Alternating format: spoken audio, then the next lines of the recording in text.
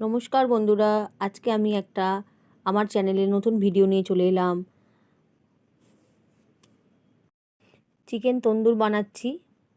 আগে আমি মাংসটা ম্যারিনেট করে রেখেছিলাম ঘন্টা দুয়েক আগে, সব কিছু দিয়ে আদা রসুন, তোমার টক দই, তন্দুরি মশলা, একটু সাদা তেল, কাশ্মীরি লঙ্কার গুঁড়ো, গরম মশলা সমস্ত কিছু দিয়ে ম্যারিনেট করে রাখা ছিল। এবার আমি কড়াইতে বাটার দিয়ে দিলাম, দিয়ে অল্প করে করে আঁচ কমিয়ে কমিয়ে এবার এটাকে এই যে তন্দুর ছোটো ছোটো করেই পিস করে রেখেছিলাম চিকেনের এই যে ম্যারিনেট করা মাংসটা বসিয়ে দিচ্ছি, দিয়ে চাপা দিয়ে দেবো। একটু পোড়া পোড়া হলে এক পিঠ হলে আবার উল্টে দেবো।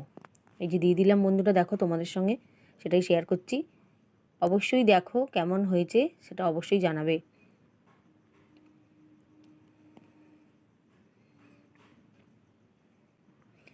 আস্তে আস্তে কড়াইতে যতগুলো ধরছে সেগুলো সব দিচ্ছি একটা একটা করে। এবার কড়াইটা চাপা দিয়ে দেবো।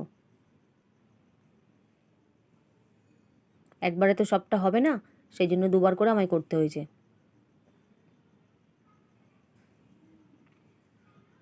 দেখো বন্ধুরা, চাপা দিয়ে দিলাম, 5 মিনিট থাকবে এইভাবে। এই যে হয়ে গেছে। একটুখানি জাস্ট বাটার দিচ্ছি, এটা সব থেকে এই রান্নার এই রেসিপিটা করতে একদম তেল লাগে না।